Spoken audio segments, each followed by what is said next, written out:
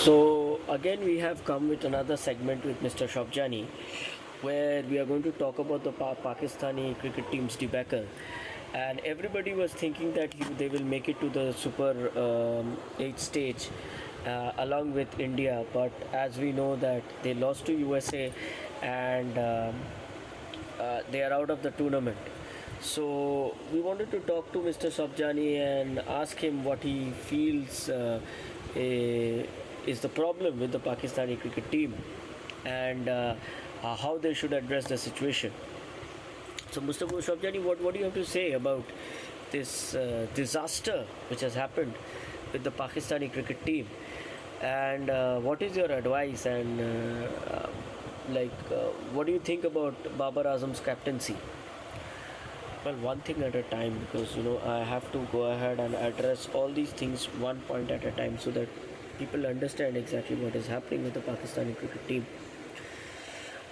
Normally, I don't give advice to any kind of team apart from India. I really don't care, because why should I?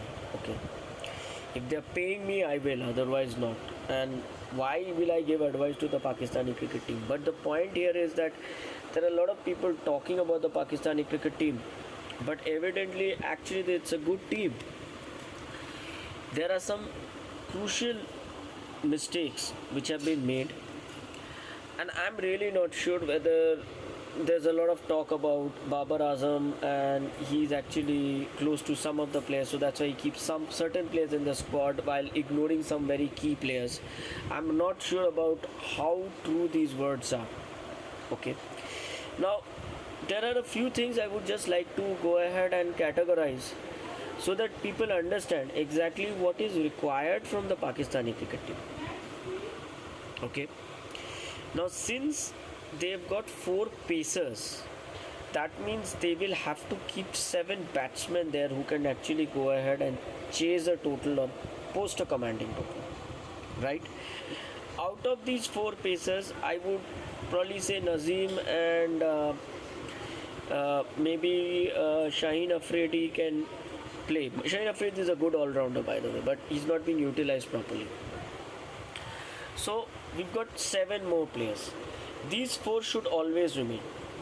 So if you're looking at Nazim Shah, Shaheen Shah Afridi, and Mohammad Amir and Harish Rauf, these 4 players should always be there in the Pakistani team. It's like a jigsaw puzzle. You need to be absolutely sure exactly which players you need, because these 4 together are a pace battery which can derail any opposition. All 4 of them are world class and there is no way you can take them out. Okay, so these 4 people should be there. Now at the very top, you should have Mohammad Rizwan and you should have Babar Azam. There is no way you should actually go ahead and upset this part, because they are an opening partnership which has plundered the most runs in T20 cricket. I'm not going to talk about one day cricket, test cricket. One day cricket also, they both are a very formidable pair. So we've got 6 players, right? Now, one down, I would say they have only one dependable batsman, even though he may not have had a very, very good showing in this World Cup, but he is one batsman whom you can bank upon, and that is Fakhar Zaman. Okay, so now what? We've got 7 players, and in the middle, we need 4 more players, right? It is sheer foolishness to leave out a bowler like Abrar Ahmed. I have no idea why he was not played in the Pakistan team, but Abrar Ahmed is a bowler who should be there in the Pakistani cricket team always. There is no question about it, because he is a world-class spinner. He is waiting to explode. He is going to just do amazing. And I have no idea why he was benched for 3 matches. You put him Azam Khan, but you did not put in Abrar Ahmed. Why did you put him Azam? Because you already have Mohammad Rizwan. So why keep 2 wicket-keeper batsmen in your squad? Why? Because of his power hitting skills. I think that was a major mistake by the Pakistani team. I think Abrar should be there in the squad, And if they believe that the batting is a little weak, Shaheen Shah Afridi can go up a little bit in the order, and he can. I'm telling you, Shaheen Afridi should be used as an all-rounder in the Pakistani team. They should not think of him as a bowler. He's an excellent all-rounder, and he should be utilized more, and he should be brought up the order, and that can actually help with giving depth to the batting order of Pakistan. Okay, so now see how, like, I'm just going ahead and telling you what the squad is. So you had the four bowlers at the top. We had Rizwan, Babar Azam, and you had Fakhar Zaman. Abrar was at the bottom. I mean to say, he's a bowler, so will come at the bottom. It's just a way you have to kind of cement the cracks, you know. Have the right team in place, you'll win matches. Okay, even one player can make a difference. So we've got how many here? 4, 3, like 8 players. So we've got 3 more players, right? Now, who should be these 3 players, right? Now, this is where you really need to actually look at your bench strength, look at some of the players who have not played in the T20 World Cup. You might come up with some players who have been out of the radar, and they should be brought in. I think if you persist with Usman Khan, he's going to go ahead and bring results. There was another player called Shah Masood. I don't know why he's not playing. I'm not sure whether he's out of form or something, but he is very good captaincy material also. You can try and play this Shah Masood, because I think after Babar Azam, if you really need an alternative or an option, I think he's very good. He understands the strengths and weaknesses, and he can play very well. So I think he should also be there. I think Shah Masood and Usman Khan should be given some time, and they can solve the problem of the middle order, which Pakistan is unable to solve. Because what happens is, after Rizwan, after Babar, after some quick wickets fall, the middle order falters. So you really need some very good players there who can actually help in making that middle order solid. And Shah Masood and Usman Khan could just be the answer. So you have 9-10 ho gaya. Only one player remains. Now there you will have to think who should be the person. You've got a lot of players. Should we bring in Iftikhar Ahmed? Should we have Imad Wasim? That is again a very, very important place. Now, Imad Wasim and Iftikhar, they have been given a lot of opportunities and chances, but unfortunately they have not been able to deliver at a big stage. This one position is also very critical. You have to try and find out that one person like Hardik Pandya, who can actually go ahead and chip in with quick runs and also get quick wickets. Now, of course, you can either bring in Shaheen Shah Afridi at the top and try and fill that gap, okay, or else try and look for a person within the Pakistani arena. Like, you can try and pick a player who can actually do that job for you. But it is very important, this position which I am talking about. I have talked about, see, the team more or less, it's absolutely certain, and if you persist with this team, you're going to get results. Okay, and as I told you, the team is very simple. Mohammad Rizwan, Babar Azam, Fakhar, Usman, Shah Masood, and then you've got Abrar, Mohammad Amir, Nazim Shah, Shaheen Shah Afridi, Mohammad Rizwan. And there is one more player which you need, and he has to be an all-rounder, preferably pacer, or maybe if it's a spinner, but a spinner who can take wickets. And that is the most important part. Unfortunately, Imad Wasim and Iftikhar are unable to do this job. Okay, Mr. Shabjani, digressing a little bit. Do you think Azam Khan should be there in the team? everybody has a problem. See, I don't have a problem with Azam Khan's weight or everything. He's a power hitter, but he's playing in Pakistani PSL and all that. He's making a ton of runs there. International cricket is a different ball game. Now, I won't see him as a wicket keeper. I don't see Azam Khan as a wicket keeper. I'm very sorry to say. There's a certain degree of fitness and agility required, which I unfortunately feel Azam Khan lacks. Okay, so he might make many runs, but at the same time, if he's not consistent behind the wickets, there is no way Azam Khan can be there in the Pakistani squad.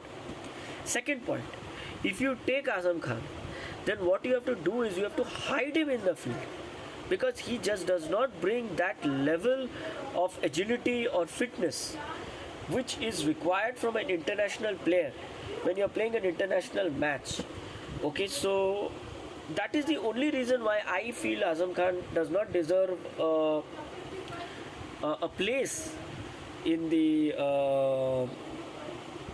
Pakistani team. See, we've had a lot of players who were a little bit on the overweight. Like you had David Boone, you had even Sarfaraz is a little bit on the heavy side.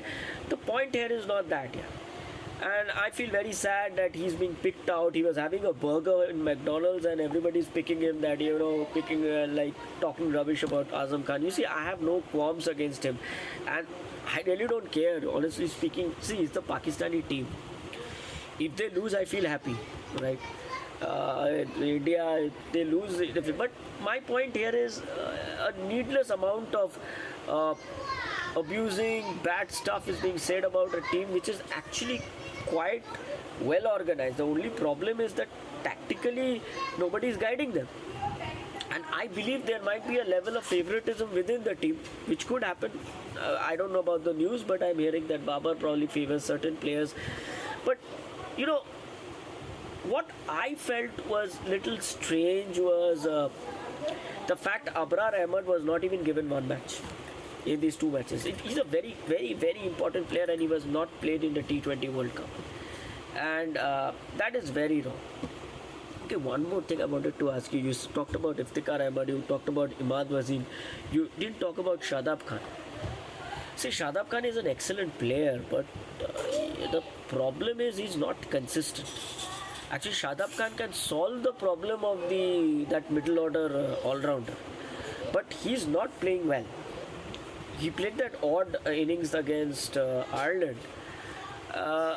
Shadab Khan, still I would say, okay, fine as a batsman, but as a bowler, he's lost all sting. I don't know what's happened to him. Once upon a time, Shadab Khan was such a great, very good bowler. I think he has not evolved. Batsmen have figured him out. Batsmen have figured out his balls. Not his balls. I mean to say the way he bowls. And he has not evolved. You need to evolve with every year in cricket.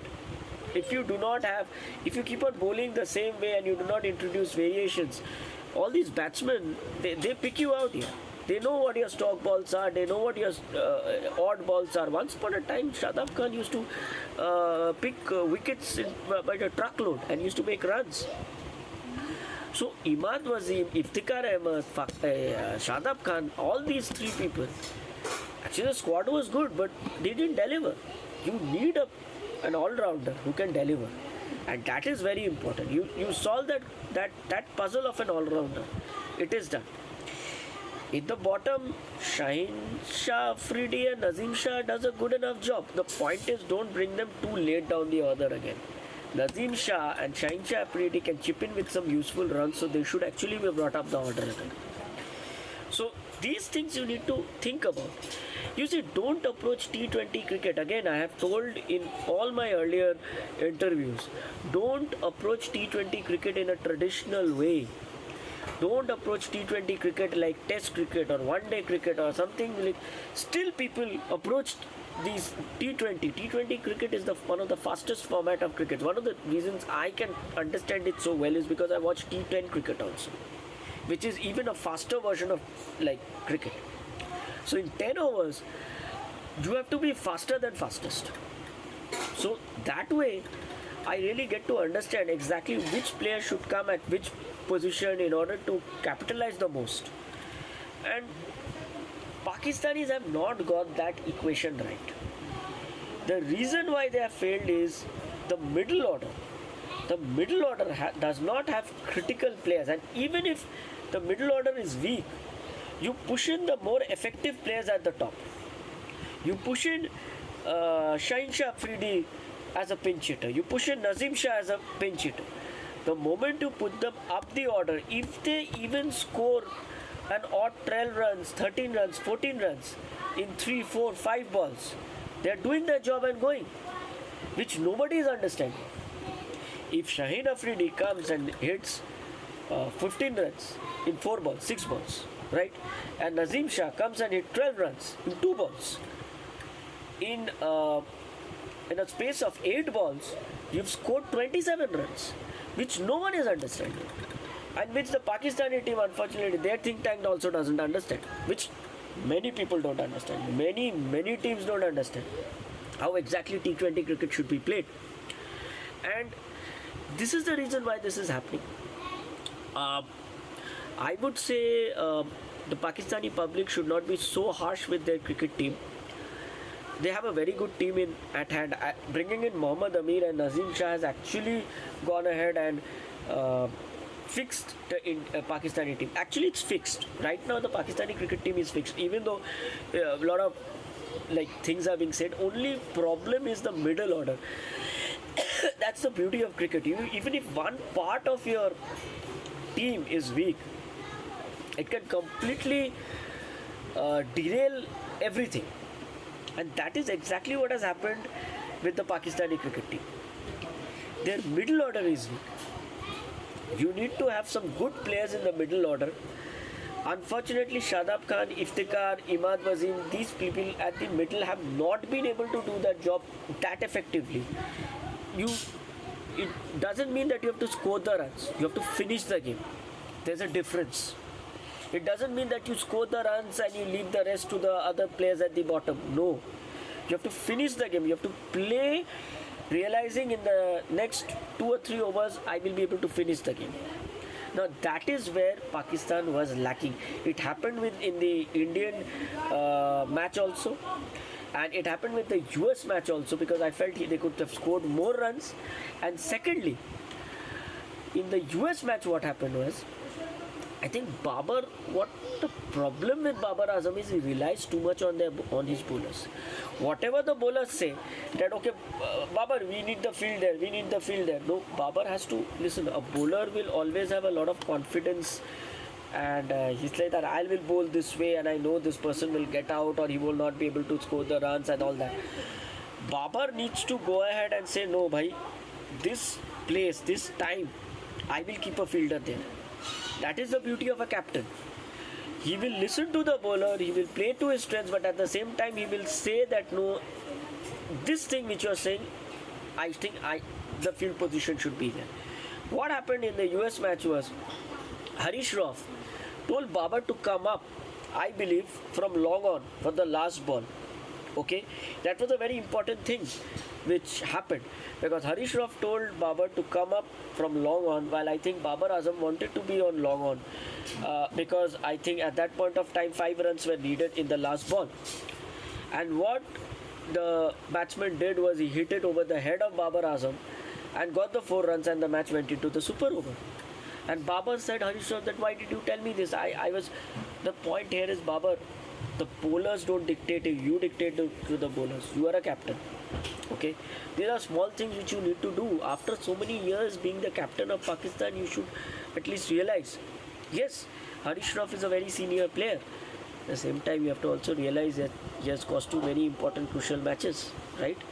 So you should not believe or trust everyone blindly. See, if you put your foot down and you say something and it actually helps in Pakistan winning the match, it actually works in the favor of Pakistan, right? And if that happens, I think Harish Rauf will be more happy with you, right? So you need to realize that. See, I'm a very kind man. I don't like going ahead and slamming everybody, because I love cricket. And but I understand cricket quite well. I do understand it point by point, field placements, anything. I'm listening.